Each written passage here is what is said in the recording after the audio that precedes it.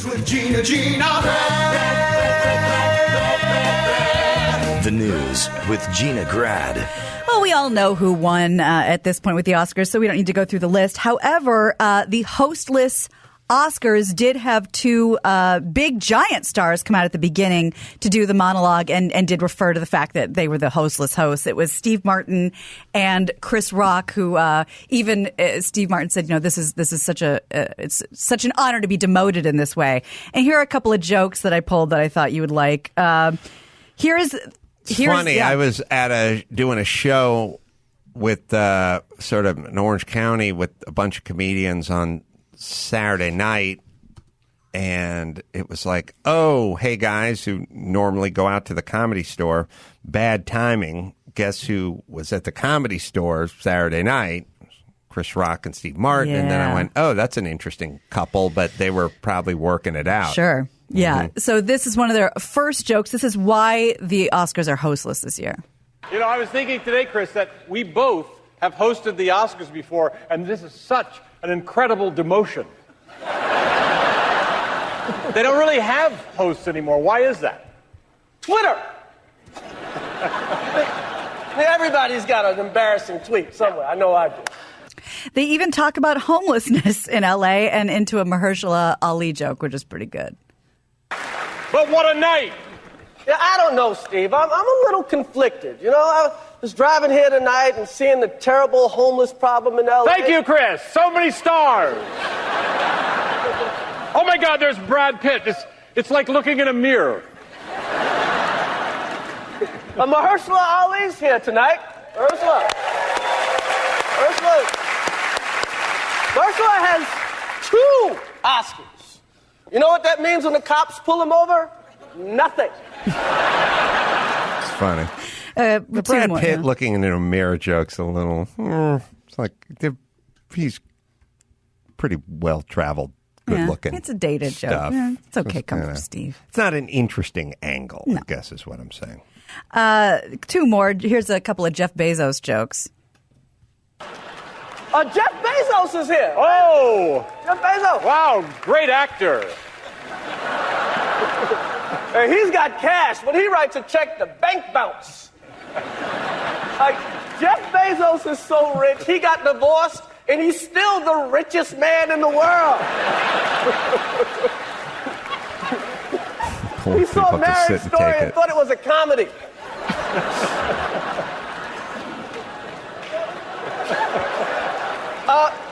Steve, do you have anything you want to add about Mr. Bezos? No, I like getting my packages on time. And finally, a real sweet Ford v. Ferrari joke that I hope you saw, and if you didn't, I think you'll like it. Ford versus Ferrari is nominated. I got to tell you, I got a Ford, I got a Ferrari, it ain't even close. Funny. That's like Halle Berry versus gum disease. And the thing that people are still probably talking about is Joaquin Phoenix's acceptance speech. Now, we know from, I can't remember, was it the SAG Awards or the Golden Globes? He left and didn't go to the party afterwards so he could spray the water on the pigs going into the slaughter. Oh, we showed those pictures. Right. Well, it's on brand. His speech is on brand. It was 4 minutes, but if we can just do like the last half that people are really talking about. He's wild-eyed, but he's... How much, like when Jack in the Box blew up the clown? Yeah. How much would Dos Equis pay him to blow up the most interesting man in the world? Wow. Who is a henpecked Jew, by the way, that you should know. That guy was pussy whipped beyond recognition. Like, he literally came on the podcast and his wife sat next to him and told him what he could say, what he couldn't say. You blow up the old most interesting man in the world. Who was really the dullest you just let man. him go, and you Joaquin Phoenix, that'd be amazing. The real, like he's the real. Well, he doesn't necessarily just get to pontificate, but I mean, he is the actual most interesting man in the world versus this caricature that we this corporate amalgamation we put together. Absolutely. Right. He's out Shia LaBeouf. That's right. I said to Christy last night as we were watching, we were talking about authentic and people, better or worse, they're authentic. I said, Joaquin Phoenix is 100% authentic. He believes everything that's coming out of his mouth. Yes. He's I genuine. Although, didn't he spend a year doing a character? Yes. But that was authentic Joaquin. Yeah. Ironically, Yeah. that was him being him. Well, here's part of his acceptance speech. I think whether we're talking about gender inequality or racism or queer rights or indigenous rights or animal rights, we're talking about the fight against injustice. We're talking about the fight against the belief that one nation, one people, one race, one gender, or one species has the right to dominate, control, and use and exploit another with impunity. All right, hold on for a second. I realize the game's rigged for me. Because every time somebody wins, it's this guy or it's, Mark Ruffalo, and they're going to give us a speech about the environment or something. And then I realize every time I have a choice. It's either being lectured about the environment or just watching you thank your stepkids. Sure. Tell me how great. There is no such thing as someone who'd get up there and go, hey, man, what's up with these left turn arrows? And no one's doing shtick? Hey, ladies, how about you get in the kitchen a little bit and rattle those pots and pans? Fuck Grubhub. You make some meatloaf for your man. Yeah. And people need to get their fucking cuticles dirty a little bit. Guys should learn to wrench. Most you assholes couldn't change the fucking spare on your Prius. What the fuck? Like, I realize the Golden Globes. All the shit I'm interested in, it's never, it is fundamentally stacked against me. There is nobody who would ever talk about anything that I champion. It's always going to be something about the cows, something about the environment, or the generic stepkids. Your closest partner in crime will be Ricky Gervais, but that's about as close That's just as you'll telling them to get. shut the fuck up. But no talk about metric versus SAE and what makes a better half-inch ratchet or anything. Was it a little bit validating in that respect then that Ford versus Ferrari pulled off a couple upsets? I mean, I don't think it was favored to win any awards, and it won, 2 or 3? It won like a sound editing. And it won film editing. Yeah, it was fun to watch the clips and stuff. But let's please let Joaquin finish.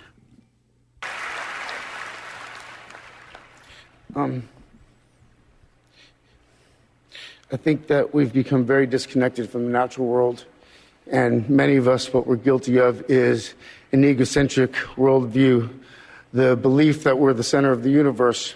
We go into the natural world and we plunder it for its resources. We feel entitled to artificially inseminate a cow, and when she gives birth, we steal her baby. Think about the alternatives. You got to bang Even a though cow. her cries of anguish are unmistakable. And then we take her milk that's intended for her calf, and we put it in our coffee and our cereal. Makes sense. Yeah. And I think think about we fear the that. idea of personal change because we think that we have to sacrifice something to give something up. But human beings at our best are so inventive and creative and ingenious. And I think that when we use love and compassion as our guiding principles, we can develop and implement systems of change that are beneficial to all sentient beings and to the environment. He's talking about the Impossible Burger? That's what I'm hearing. Keep it interesante. I've been a scoundrel in my life. See, this I've is been perfect. selfish. I've been cruel at times, hard to work with, and ungrateful. But so many of you in this room have given me a second chance. And I think that's when we're at our best. When we support each other, not when we cancel each other out for past mistakes, but when we help each other to grow, when we educate each other. All right. We get it. Look, here's my point.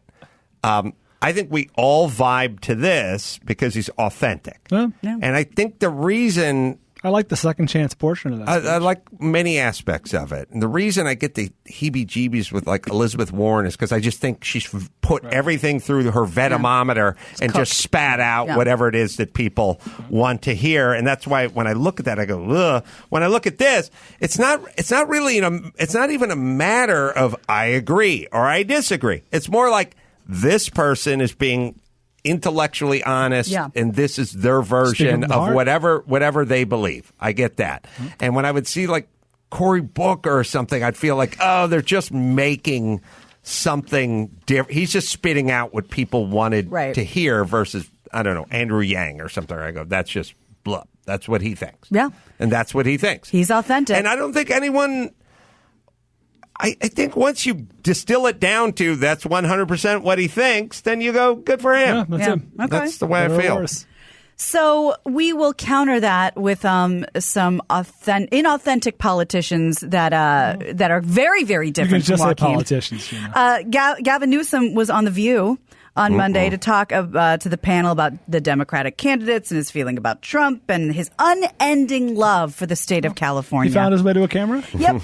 So when guest panelist Tyra Banks asked him about possibly, hypothetically, giving up California to go become the VP, here's what he had to say, and you'll hear Joy Behar as well. So you have said at this desk that you have no interest in being the vice president of this country. Oh, my gosh. Yeah, no, that came out of left field. Yes, but I'm sorry, the president. The president. Good. That you said too. The president. Yeah. You Right said now. president. Right now, yeah. But I have to ask about the squad, which is vice president. Would you be interested in that? Because I think you would be kick-ass. Can I say that? I really do. You can say Based that. on what? But I'm not going to. Look, I get to represent What makes up the fifth largest economy in the world. Yeah, I get that's to my be governor state, of and California. that is my state, and I love my state, but I'd be willing to give you up. What makes a kick-ass vice It's president? very sweet of you. I don't Honestly, I know. have no interest in that, and I love my job. I really do love my job. I've been there only 1 year. We're doing some pretty extraordinary things. I want to prove again. There's this notion, this assertion that Democrats can't govern. You can't be fiscally prudent. We don't have the ability to communicate an economic message. That's not true. And we're Done it in doing California. that. The And Democratic it's not true. presidents We wanna always prove have it. a surplus, and then they hand it to Republican presidents, and they get a We're cleaning up deficit. their mess And then over they have and a over and over. Democrat come back and cleans it up again. true. Yeah. People need to read and understand that stuff. No, exactly. And Well, I'd say I'm putting in my bid for you to be the vice president. So all of you people that are on that debate stage, fighting it out, duking it out, Democrats, when it's time to really go down and there's one man or woman standing, I think this would be a good one right now. Okay. and I got my new campaign consultant. You see why it's so easy for these guys to go on those shows. It's Oh my God, they're fawning. Just blow right through everything. No Are you homeless fantastic discussions. or super fantastic? Scrumdiddlyicious. Choose one. I'm going to hold you with the fire. Yeah. Yeah, they're best friends. So we have the Oscars. That's all well and good, but let's talk about the Razzies. Those noms are in. Cats leads the nominees, which were announced Saturday, the day before the Oscars. The adaptation of the hit musical is up for 9 dishonors, followed closely by A Medea Family Funeral and Rambo Last Blood, which both have 8 nods. Well, Max Patta made a point, which is true, James Corden and Rebel Wilson. Yeah. When they're bringing up your category, and like that's the biggest day of your life and career or whatever else, sort of goofing around before they bring you up. I get making some jokes and stuff like Right. that, but like the tails hitting the microphone and stuff like that, you feel like it's pulling a little focus from like your world, or I don't know what category it was. I didn't Visual think effects. about it, but I do kind of go, I don't know if I would like that. You mean as James Corden? You don't know if you would like that? No, it's the person who was nominated for I the see. thing that it turned into kind of a goof. Your category turned into sort of a goof. Right. Alternate point of view. You did mention like I don't have time for the short subject documentaries. I don't have time for sound mixing, such and such. I understand that. In as much as this can get very, very dry, people coming up and doing the same thing, and women are superheroes and everything. I guess one out the of 20 is jokes. Breaks up the monotony. Maybe it's the outfit. Maybe I'm it's fine- the tail whack and the My mic thing was or I was, something. I was fine with the jokes, and you can joke all around, but when you're about to announce the winner and the Oscar goes to, and then they just start batting at this Oh, yeah. microphone while everybody's just on pins and needles waiting to hear their name get called. I just thought that was Also, unfair. in a world like I think everyone's dream is they're going to they're reading like so you have this to play for the rest of your life, right? Right. And I think your dream is that Meryl Streep is on top of Jack Clint Nicholson Eastwood's shoulders, right? And reading it. But who the fucking Yertle the Turtle's up there fucking pulling, you're like, what the fuck is this? Yeah. Like, that's what you don't want on your reel, right? They're reading your name while they're tail smacking the mic, right? That's what you want. And that is, you're right, because anyone who makes a joke while they're about to announce the name, I always feel bad for the winner, too. But didn't Ben Stiller come out in some sort of costume 7 years in a row? Or maybe not that long, but he came out in like the green screen unitard. I think, for Avatar 1 year, and then for, whatever it was. Yeah, and I don't know. Because, that's what you're showing when anyone comes over for the next 100 years is them opening the envelope, and you just want the biggest, you want Tom Hanks crying, while he's doing it, not everyone doing, not the cat suit. Yeah. All right. Well, changing gears a little, Colin Kaepernick is among the notable free agent NFL players who did not take the field over the weekend during the XFL's first week, according to Fox News. So XFL Commissioner Oliver Luck told NPR on Saturday that the league spoke with his representatives about the former 49ers quarterback joining the league, but the two sides couldn't come to an agreement on salary demands. I spoke to FUBU Esquire, Mark Garagos, as I now know him. Sure. And evidently no love for Jay-Z sitting during the national anthem at the football game between the Cap camp and him. There's some... bad blood.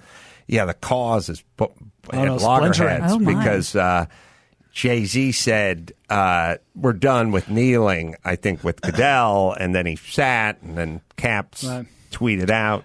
Mm-hmm. Well, Chris or Kalen can find this, but I'm almost positive when the XFL made their big splash, like, we're coming back, blah, blah, blah, all that. I think in their, in the day of release marketing, it was a lot of there will be no kneeling. Our players will stand for the anthem. So the idea they even had a conversation with Kaepernick or his representative is absurd. To that point, he touched on the league's stance on protests during the national anthem, and they require all of their players to stand. But their slogan coming out of the gates was basically "fuck Kaepernick." Yeah, so there's no chance he was going to play. Oh, Vince McMahon. No kneeling, no criminals. Vince McMahon announces return of XFL for 2020. Yeah.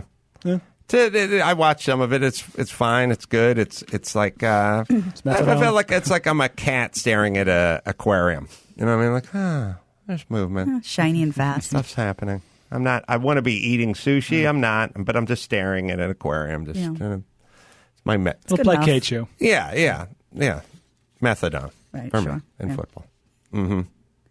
Well, the death toll in China due to the coronavirus has risen to around 1,000, which has surpassed the number who died of SARS in 2002-2003, according to data. On Monday, the number of those confirmed infected was over 40,000, according to the National Health Commission. In 24 hours, 100 people died. I think that was on Saturday, with more than 3,000 new cases reported. Meanwhile, some doctors believe the totals from the current epidemic are being underreported from China, and some doctors, like Dr. Drew, also want to remind people that the flu is more of a threat to here in the U.S. Yeah, it's no fun though. There's more people die of whatever pool-related incidents, hippo attacks, having dressers fall on children. Yeah, furniture crushing kids than gun-related stuff. But it's no fun. We're into guns and we're into sharks and we're into mystery viruses, biowarfare. Yeah, those are the things that get us to sit up. Chest of drawers, smashing kids, and drownings in pools. And it's not sexy. That kind of stuff. It's just not sexy stuff. You know what I mean? Yeah. So, if I did have a kid that was claimed by a chest of drawers, I'd immediately go just eaten by a shark. Yeah. You know what I mean? Or friendly fire. Or I probably wouldn't in combat. I probably wouldn't want to lie. I'd be like, I'd go he opened a drawer in his chest of drawers and a shark ate him, and I don't want to talk anymore about it. Oh, you guys don't know about drawer sharks? Drawer sharks. Yeah, totally. All right, let's do one more. You got it. Well, speaking of children, according to a new survey out of the UK, it seems there's a new trend among parents to make up names for their babies so that they will have a unique identity on social media. Basically, so their name won't be taken on Instagram. Parents are coming up with names like Renlo, Tessa Dora, Brian, Jessalee, and Jaspin. Is Renlo a Star Wars thing? I have no idea. Kayla? Renlo. There's a Kylo Ren. Yeah. The survey found that 72% of parents believe having a unique name will make their child stand out in a positive way. Well, there's that, and then there's I was looking at Erica Badu, because I guess it's Erica Badu. Yeah. And somebody sent me a thing that says she's getting incense that smells like her vagine now. Oh, everybody's doing it. Yeah. Yeah, that's the Gwyneth Paltrow way. She's got incense that smells like her. But then I was looking at the way she spells Erica, and it's crazy. Which There's a couple of umlauts. You can be Erica, but still be completely unique online with your version of Erica. I got the name. There's only one other in the world. Sigourney. That's right. It's Erykaah. Yeah, that's unusual. Erica. I don't know there are too many Ericas that way. So you can do that, or you can just make up your own name. Yeah. Or go with the Sigourney. Who's it we always talk about that? Denzel. Yeah, Denzel. It's like my observation. Yeah, that's why I'm looking at you. But why aren't there more Denzel? Why aren't there more Denzel? There's a few, but there should be. The NFL should have those 28 Denzels in there. With Denzels. Yes. He's a widely respected, awarded artist. And when you go to acting camp, there should be a whole bunch of Sigourneys running around, right? Yeah. Where are the Sigourneys? Oh, Erica with a A-A-H is her stage name, but Erica spelled normally is her really name. Yeah. Real name is Erica Wright. No. That's wrong. Boring. Oh, that is boring. All right. That's Becky Honkington, if I've ever heard it. That is a white name. All right, let's bring it home, Gina Grad. You got it. I'm Gina Grad, and that's the news. I just want you to blow me. Gina Grad. That was the news with Gina Grad.